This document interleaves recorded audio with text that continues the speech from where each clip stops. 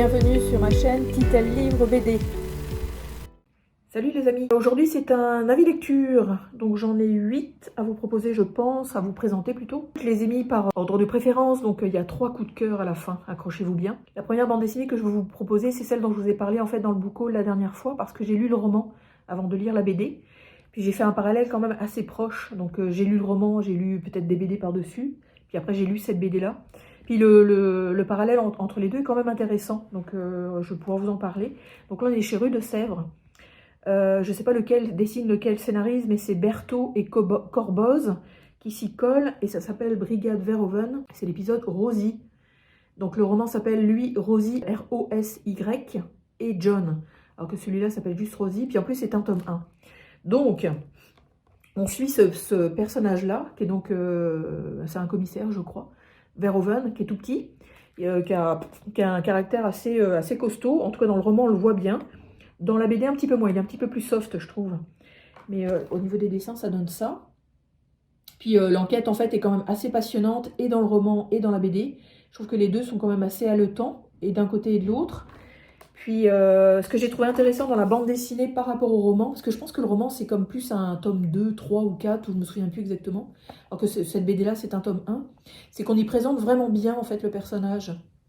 Donc on voit sa vie à lui, personnelle, avec sa compagne, avec la personne avec qui il est en fait depuis juste quelques mois. On voit aussi pas mal ses acolytes, mais je trouve que les acolytes sont mieux définis dans le roman en fait.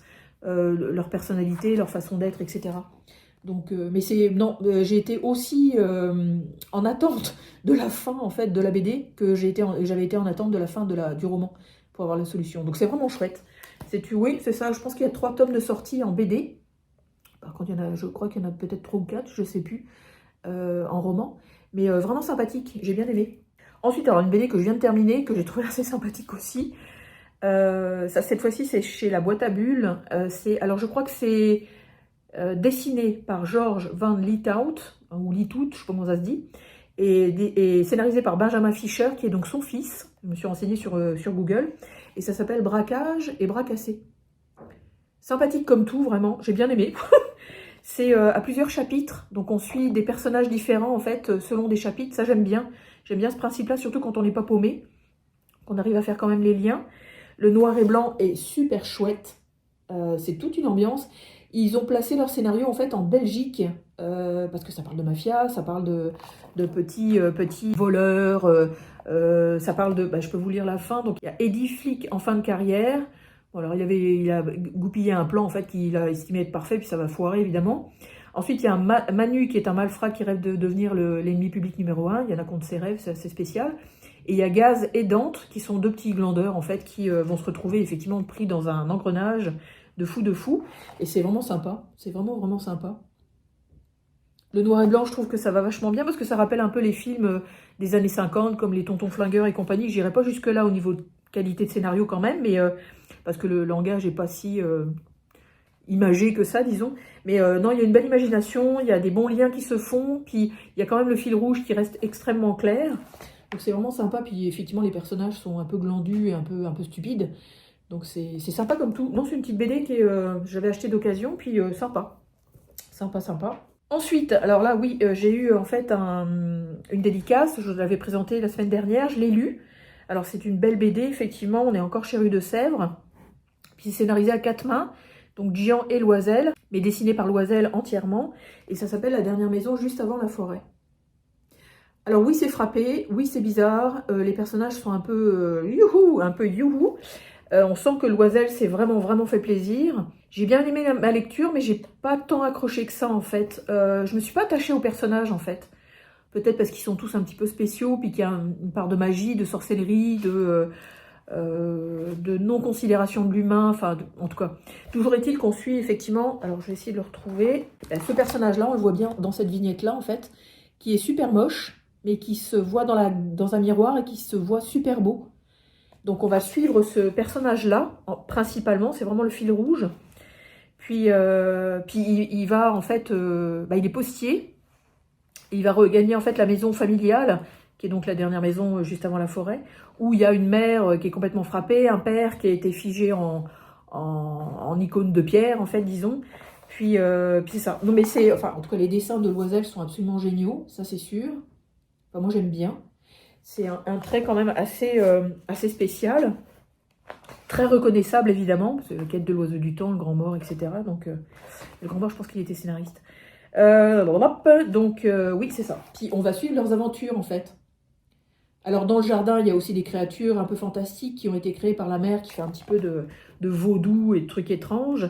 Il y a pas mal de cul là-dedans, moi je trouve. En tout cas, c'est pas très discret, hein, disons au niveau sexuel. Mais bon, ça passe pareil. Bon, ça m'a pas trop accroché, disons. Puis l'histoire est quand même... c'est ça, l'histoire se tient bien. Il y a une conclusion qui est très... j'allais dire douce amère par rapport à tout ce qu'on a vécu avant, qui est quand même assez rentre dedans. Puis tout d'un coup, effectivement, la conclusion est quand même très, très douce et très humaine et très mignonne, en fait. La fin est vraiment mignonne. Mais sinon, par rapport à tout ce qu'on a lu, effectivement, avant, ça contraste beaucoup, je trouve. Ça a beaucoup, beaucoup contrasté. Mais j'ai bien aimé ma lecture. C'est une lecture qui se fait quand même assez...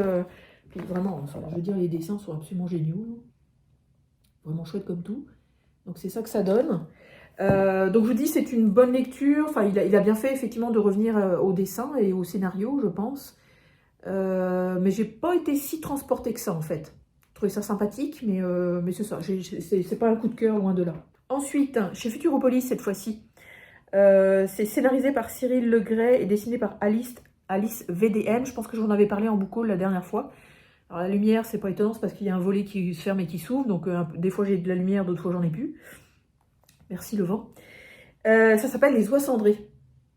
Petite sympathique BD chouette sur un vieux monsieur en fait de 70 ans qui va vouloir, enfin qui est un peu isolé dans une maison achetée en Suède. C'est un Français quand même. C'est sa femme qui est décédée depuis quelque temps en fait qui avait voulu acheter cette maison-là. Donc lui, il y est resté après le décès de sa femme.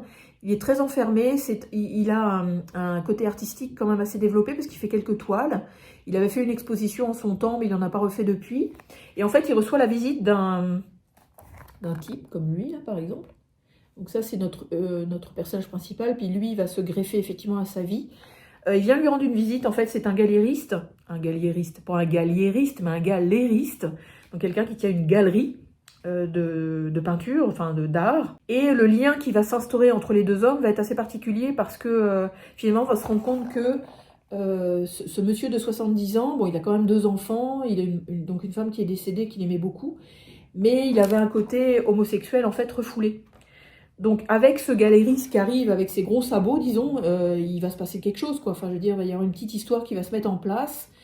Et ça traite, en fait, et c'est pour ça que j'ai trouvé la BD très mignonne, ça traite encore de ce paradoxe de j'ai quelque chose en moi, puis j'ai extrêmement du mal à l'assumer, en fait. Donc c'est ce qui va lui arriver à lui. Mais grâce à ce galériste très rentre-dedans et très brut de pomme et compagnie, ça va le faire évoluer, en fait, dans tout ça. Donc vraiment chouette, une très très jolie BD, une très belle rencontre humaine, puis on se rend compte encore une fois que c'est ça, l'homosexualité peut être un petit peu problématique, tout du moins pour l'assumer. Le dessin est très simple, mais il y a des jolis paysages, puis parce qu'on est quand même en Suède. Hein. Donc non, sympa comme tout. Je vous la conseille si vous voulez faire une belle rencontre avec deux gars, en fait, dont un s'assume et l'autre un petit peu moins, effectivement. Mais vraiment chouette. Vraiment, vraiment chouette. Ensuite, celle-là, je l'ai achetée parce que Mills, de la cave du Mills, en a parlé. Puis que lui, quand il parle d'une BD qu'il aime bien, en général, ça se rejoint dans mes goûts. Moins dans les comics, mais plus dans les BD, disons. Donc là, puis en plus, le scénariste, je commence à le découvrir de plus en plus. J'aime beaucoup. Le scénariste, c'est Mark Issersol, hein, ou Sal, je ne sais pas comment ça se prononce. Et Henri Scala, donc c'est à 4 mains. Et le dessin et les couleurs sont faites par Jérôme Savoya. Et c'est IRL. Alors, j'ai appris un nouveau acronyme. IRL, c'est In Real Life, donc en vrai, donc. Puis on va suivre cette petite jeune fille qui est en train de passer son bac, qui a des liens, en fait, avec le dark web. Des liens, en fait, assez, comment je dirais, assez cachés. Enfin, ses parents ne le savent pas, qu'elle navigue un petit peu là-dessus, puis elle se fait un petit peu de fric. Et à un moment donné, en fait, elle va croiser quelqu'un qui va beaucoup, beaucoup l'inquiéter parce qu'il va lui demander, en fait, de la voir en vrai. Donc là, effectivement, normalement, la loi intrinsèque de ce dark web, c'est qu'on ne se rencontre pas, surtout pas. Il ne faut pas que la vraie vie, en fait, influe sur les contacts qu'il y a dans le dark web, qui sont souvent avec des synonymes, etc. J'ai beaucoup aimé ma lecture, enfin j'ai trouvé ça super intéressant, parce qu'elle se retrouve prise effectivement dans un engrenage où elle ne sait pas trop comment s'en défaire. Puis il y a des twists en fait, au fur et à mesure qu'on avance dans l'histoire, qui sont franchement intéressants. Le dessin est super chouette. Entre un peu le manga et le comics et la BD franco-belge, j'aime beaucoup. C'est vraiment chouette, les ambiances sont quand même intéressantes. Et la notion de dark web est quand même bien définie. Donc j'ai vraiment beaucoup aimé ça. Alors évidemment, faut s'accrocher, parce que c'est peut-être un domaine qu'on ne connaît pas vraiment bien, enfin en tout cas moi. Les jeunes, j'imagine, qui naviguent là-dedans fastoche, mais moi c'est un petit peu moins évident. Donc ça m'a vraiment permis de découvrir quelque chose. Vraiment quelque chose de super intéressant. Surtout une adolescente en fait qui s'assume, qui est quand même d'aplomb dans ses godasses, qui est je dirais, solide. Elle est quand même solide, malgré la peur qui va être dans tout le long du bouquin, parce que cette personne-là, en fait, évidemment, qui veut la rencontrer, la menace. À un moment donné, elle va se faire découvrir, donc malheureusement, elle va se retrouver plus ou moins en danger. Comme ceci, par exemple. On lui tue son chat. Donc non, c'est vraiment intéressant. C'est une BD que j'ai trouvée vraiment haletante. Comme je vous dis, il y a des twists. Donc il y a des trucs où effectivement on a vraiment peur pour elle. Puis il y a d'autres moments où on est quand même un petit peu rassuré. Elle va essayer de se faire des alliés. C'est un personnage vraiment intéressant. Une petite jeune fille qui, je pense, a un avenir quand même assez costaud pour ses années à venir. Donc j'ai vraiment trouvé ce scénario très intéressant. Vraiment chouette comme tout. Je n'avais même pas remarqué que dans le titre, c'est marqué « In Real Life ». Je ne sais pas si vous allez le voir. C'est marqué. Donc évidemment, j'aurais pu éviter de le deviner donc. Et on arrive aux 3 dernières, en fait, qui sont mes 3 coups de cœur de ce mois-ci. J'en ai parlé un petit peu, je pense, sur Instagram, oui. Donc pour les Instagrammeurs, ce sera peut-être un petit peu moins une surprise. Mais oui, c'est 3 genres, mais alors complètement différents. Il y a une BD très humaine, en fait, road trip. Il y a de la dark fantasy. Et il y a de l'humour, en fait, complètement frappé. Donc, c'est vraiment 3 styles différents. C'est le bonheur. J'adore, c'est le fun. Il n'y a pas de hiérarchie dans la présentation des 3. Je trouve que les 3, évidemment, comme ils ont 3 genres différents, ça a été vraiment 3 coups de cœur de façon différente aussi. Donc là, on est chez Le Lombard, collection signée, c'est ça. Et c'est alors scénarisé par Salcedo, Jouvray et Salcedo. Et en fait, Olivier Jouvray, c'est celui qui a scénarisé Lincoln. Et c'est donc « Nous ne serons pas des héros ». Une super jolie BD, vraiment, super bien construite. C'est un road trip, en fait, entre un fils et son père. Le père qui est en train de mourir, en fait, qui est vraiment avec une santé extrêmement fragile, mais qui décide de rappeler son fils, avec qui il n'a pas des super bonnes relations, et ils vont partir, en fait, à droite, à gauche. Et le périple, en fait, c'est de revivre tout ce que lui a vécu, donc le père, quand il était beaucoup plus jeune. Donc évidemment, c'est extrêmement touchant, on traverse des pays qu'on ne connaît pas, donc puis le père retrouve des gens aussi qu'il a rencontrés il y a 20-30 ans. Donc c'est extrêmement intéressant aussi de voir de quelle façon il renoue les liens. Puis c'est surtout la relation entre les deux, évidemment, parce que le fils s'entendait pas du tout avec le père avant. Puis là, tout d'un coup, le père le sollicite pour « faut que tu m'accompagnes parce que j'y arriverai pas tout seul, quoi ». Donc c'est extrêmement poignant, c'est super doudou, c'est quand même assez costaud. Parce que le fils, il n'a pas sa langue dans sa poche, puis le père non plus, il a quand même un putain de caractère. Donc c'est chouette de les voir évoluer petit à petit dans leur voyage, quoi. Puis le dessin est génial, moi j'adore le dessin. Puis comme je vous dis, ça fait quand même pas dans la dentelle, c'est humain mais brut. Donc c'est intéressant de les voir évoluer. Le père, il a effectivement un caractère de merde. Puis le fils, il en a un peu rien à foutre, donc il est un petit peu en recherche de lui-même. Et son père va l'aider, en fait, quelque part. Enfin, leur périple va l'aider, de toute façon. La conclusion est très douce et très touchante, encore une fois, parce qu'effectivement, le papa va jusqu'au bout de sa vie. Donc c'est non, vraiment chouette. Puis ils passent au travers ils vont en Inde, ils vont ou au Népal, je me souviens plus, en Angleterre, en Écosse. Enfin, ils se baladent vraiment beaucoup. En Finlande aussi, je crois. Puis San Francisco, tiens, hop. Comme je vous dis, les dessins sont vraiment chouettes comme tout. C'est limite cartoon, mais avec quand même un côté réaliste assez prononcé. Comme ceci, par exemple. Puis on se marre.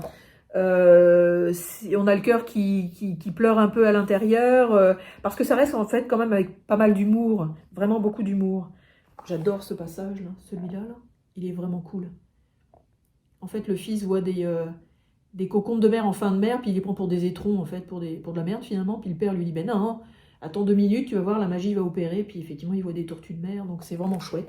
C'est plein de douceur, c'est plein de réalisme, de relations, effectivement, père-fils. Donc c'est vraiment une chouette BD. Ça m'avait été recommandé, enfin pas à moi personnellement, mais en tout cas ça avait été recommandé par Thomas en fait de librairie BD16 sur leur chaîne YouTube. Donc ouais, quand on parle d'humain et quand on parle de sa touche et compagnie, bah, j'ai été attirée vraiment par le genre et j'ai beaucoup aimé cette lecture-là.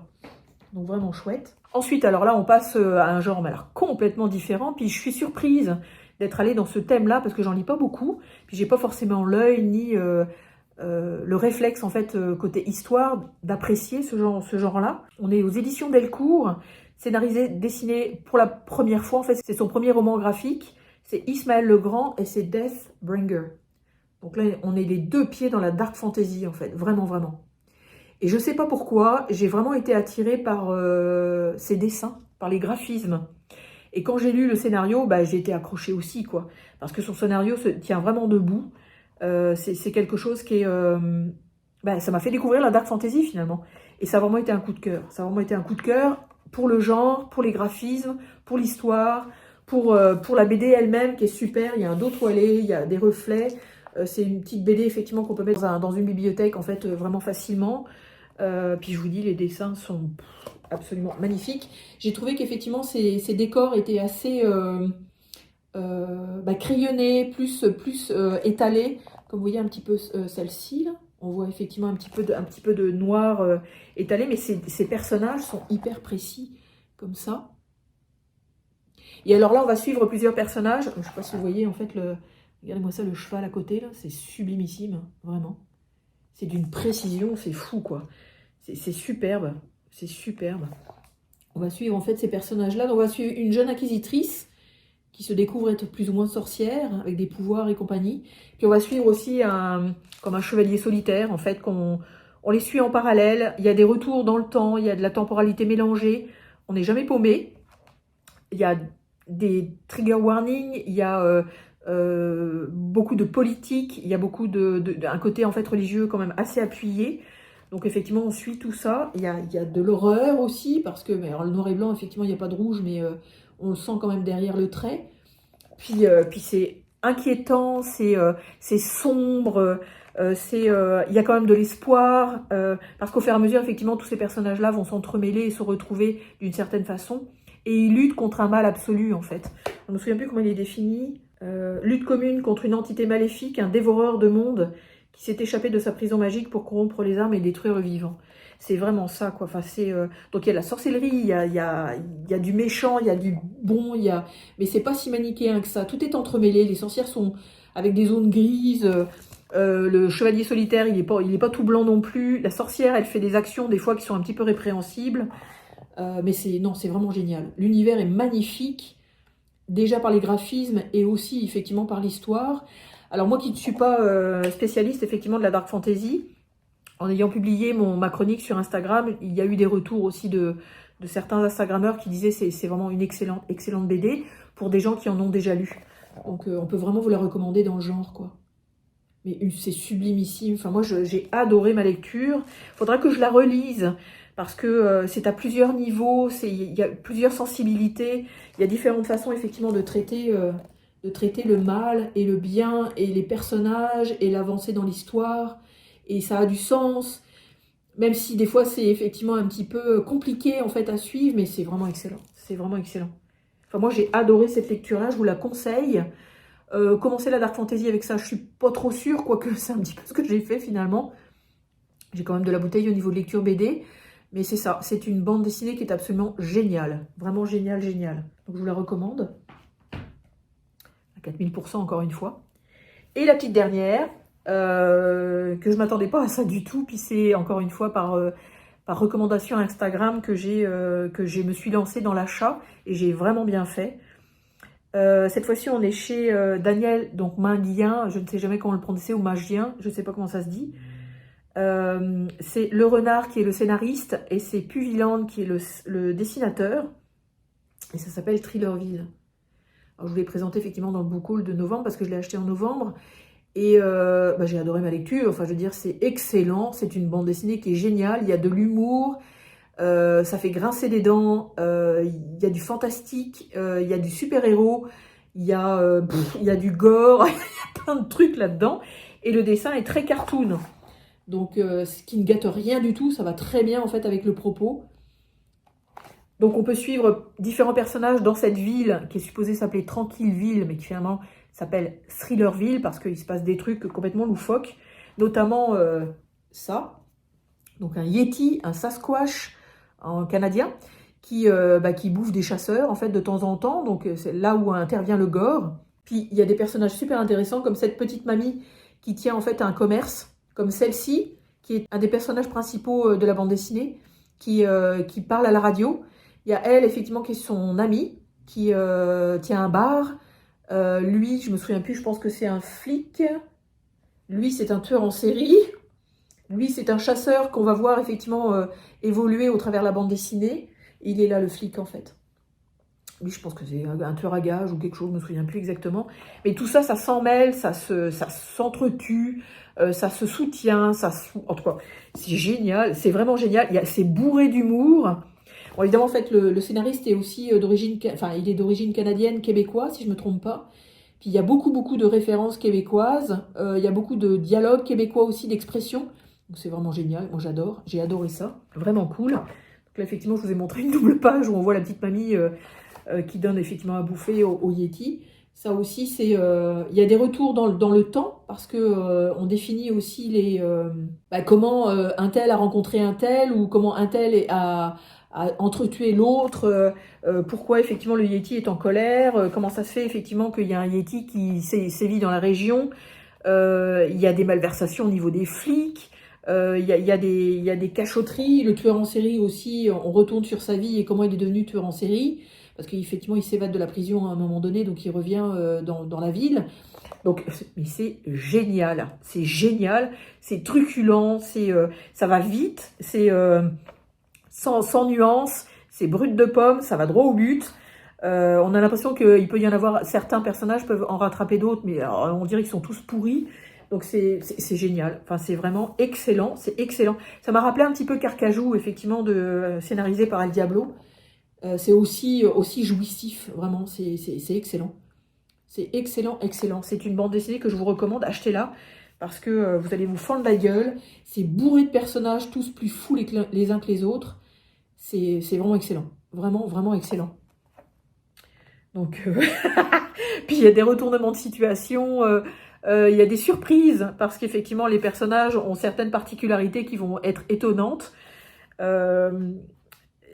C'est ça, en fait, on tourne autour d'une dizaine de personnages complètement farfelus, vraiment. Personnages qui soient poilus ou pas poilus, flics ou pas flics, jeune fille, pas jeune fille. Non, c'est vraiment, vraiment génial. Je sais pas combien de temps ils ont fait pour la pondre, leur BD, mais c'est vraiment excellent. Vraiment excellent. Donc, Thrillerville, c'est... je disais, entre les trois, il n'y a pas forcément de hiérarchie au niveau coup de cœur, mais je pense que c'est celle-là que j'ai préférée, effectivement. C'est quelque chose qui me parle plus au niveau humour, au niveau québécois, évidemment, au niveau farfelu, au niveau décalé. J'ai adoré. J'ai vraiment adoré. Donc, c'est une bande dessinée que je vous recommande fortement, fortement. Je le dis 2 fois à chaque fois parce que c'est ça, c'est ce que ça mérite. Donc, voilà pour mes dernières lectures faites que je voulais vous présenter.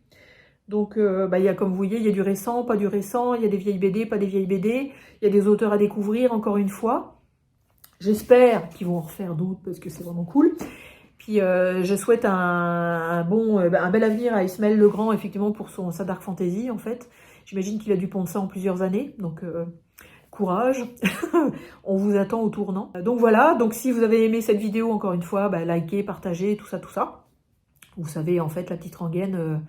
Puis n'hésitez pas à vous abonner aussi. Mettez vos commentaires. Je serai enchantée effectivement de pouvoir y répondre, comme d'habitude. Merci beaucoup de me suivre tout le temps. Merci d'être avec moi. Merci de toujours aimer mes vidéos. Donc, je vous le rends bien en fait. Même si c'est ça, j'ai pas moyen de vous parler en direct. Mais c'est ça. Donc, je vais vous souhaiter d'excellentes lectures BD. Puis je vais vous dire à très bientôt. Salut!